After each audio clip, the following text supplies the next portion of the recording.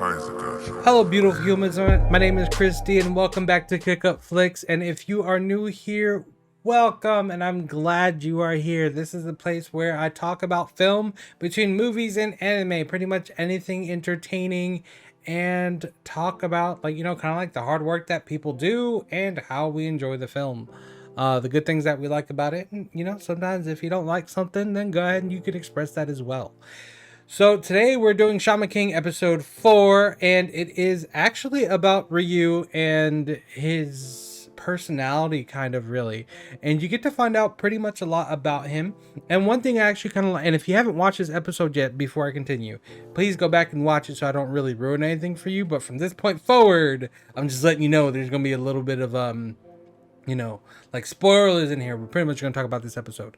So one thing I did like about this episode is the fact that Ryu did have a lot of personality that came out that we didn't know that was there. What I mean by that is how he saved his crew from kind of where they were in life and kind of became their leader and brought them all together as a family. I wonder where they're also going to go with this small arc, this little aspect in their relationship, or where it's going to go. But we find a new character. So how it ends up building up is he sees Anna for the first time and falls in love immediately, follows her to where she lives, which is actually kind of stalkerish. And on top of that, yeah, just a little bit on the weird side. Comes to find out that when he does find out that she is married to Yo, he just looks at him and goes, "Oh, you're ruining my life," and then runs off. And Yo has his wooden sword to give him because he broke his last one, and he couldn't give it to him. So he goes off back to his new chill resting spot for the second one that his crew found. And he's sitting there kind of sulking, and then he runs into a guy named Tokugaru who's been sitting there for 600 years haunting the place, and takes over his body, sets everything up, steals Manta because he runs into him. And Yo kind of, I guess when you meet shamans, they whoever they like, they get this kind of connection in spiritual connection to where if something bad happens or someone gets hurt, I guess they just kind of sense it. So he senses it, and as minute they were going to go out and find him, look who walks in. Tokugaru. Well, at the time they didn't know it was Tokugaru. It was Ryu coming in, and they were going to burn down the place where he was going to live. And really what it was is that Tokugaru wanted revenge on Aminaru because he got killed back in the day. So I guess as a spirit, he thought it would be much different, as if he would be so much stronger 600 years later, as if he was mastering his martial arts, which apparently he wasn't, because the fight was pretty much one-sided. But one thing I noticed today in this episode was that Anna and Yo are completely two different types of people. Anna's the one that says, if you're bad, I'ma just send you to hell where you belong. Yo, on the other hand, is kind of like, no, he needs to be saved. Even the ones who are bad, they need a chance at redemption. They need a chance to move on. Or if not, they're going to be tortured in hell if they don't do that. Which is kind of interesting, to say the least. So this whole entire battle comes on, and it actually stems from, the problem, the revenge, that everything that Tokugaru wanted throughout all these years.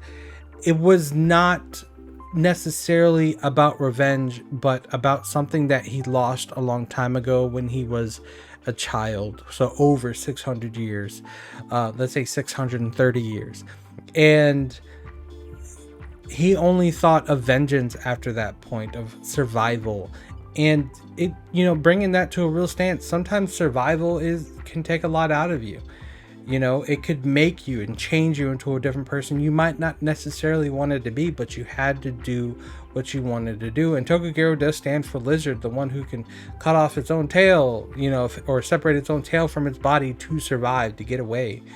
And that's exactly what he did, because during the time there was famine when he was growing up. So he grew up in a really rough time. And I guess that kind of stuck with him after he got killed by Aminamaru. So when all this gets found out, he tries to go into Yo, takes over Yo's body willingly by Yo, and finds that connection, that willing to survive, that tearfulness, that love. And that's how the episode ends. So, you know, we also, and this is pretty much what he looks like right here. And you can tell that he always wanted something more. Anna and those beads are really strong. I kind of wish they would kind of tell us what they're made out of, which is fairly interesting. And this is his crew, who at the end wanted to say that we want our friend back. You need to leave his body, because this is not who he is, and this is not who he's helped us to be. Which I actually thought that was really powerful, because it shows how much of an impact one act of selflessness can do for another. And in this episode, there was a lot of that packed in there, that selflessness can go a very long way to changing a person in different ways. But at the very end of the episode, we get over this emotional wave of stuff, and then we find Ren with a new power saying, just wait, Yo. And I'm sitting here and going, I cannot wait for when this fight happens, because it doesn't look like Yo's going to win, because now he's wearing this big old cape. He has this huge transformation, and I'm wondering how he got so strong in such a limited amount of time.